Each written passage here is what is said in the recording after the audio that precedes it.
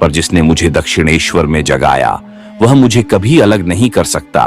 तैयार हो जाओ, अब हम प्रवेश करेंगे उस रहस्य में जिसे मंदिर के पत्थरों ने चुपचाप समेट रखा है, जिसे न पुजारी कहते हैं न शास्त्रों में लिखा है, पर जिसकी अनुभूति हर जागृत आत्मा को होती है।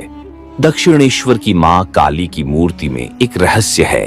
कहते हैं उनकी आंखें खुली हुई हैं, पर वो देखती हैं भीतर से।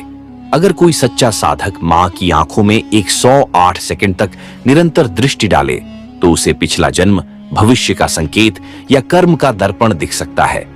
पर चेतावनी दी गई है, जिसका मन अपवित्र हो उसे भ्रम, भय और पागलपन भी हो सकता है। एक वैज्ञानिक शोधकर्ता ने एक बार दावा किया कि प्रतिमा की आंखों में छोटे छोटे चुंबकीय क्रिस्टल हैं जो मानव मन की तरंगों को प्रभावित करते हैं, पर वो शोध कभी प्रकाशित नहीं हुआ। वो वैज्ञानिक नकुल दास आज गुमनाम सन्यासी बन चुके हैं। हर अमावस्या की रात दक्षिणेश्वर मंदिर में एक अदृश्य छाया देखी जाती है। वो मां की नहीं है, वो है मां की छाया, उनका अंधकारमय रूप जो सिर्फ संतुलन बनाए रखने आती है।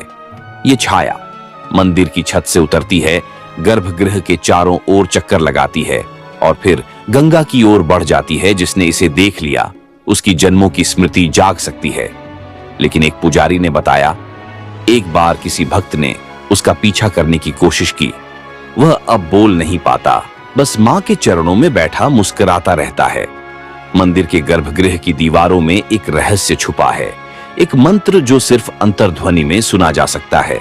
कहते हैं जब वहां घंटी बजती है और ध्यान में बैठा जाए तो दीवारें एक ध्वनि फेंकती हैं, एयुएम क्रियुम कालिकाय नमः त्रैलोक्य विजयाय स्वाहा। जो भी उस ध्वनि को अपने भीतर सुन ले उसके जीवन की सभी रुकावटें स्वतः कटने लगती हैं। कुछ साधक इसे ध्वनि सिद्धि कहते हैं। एक अत्यंत गूढ़ रहस्य। मां की मूर्ति के पीछे की दीवार साधारण ईंटों की नहीं बल्कि विज्ञान और तंत्र की मिलन बिंदु है।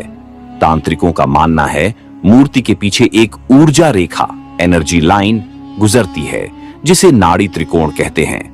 यह रेखा 3 स्थानों से जुड़ी है। 1 कामाख्या शक्तिपीठ, 2 काशी का महाश्मशान, 3 तारापीठ बीरभूम।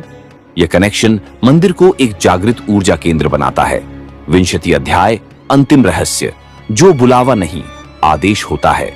दक्षिणेश्वर आने वाले कई भक्तों ने एक ही बात कही है, मैं यहां आने का कभी सोच भी नहीं रहा था, मां ने बुला लिया।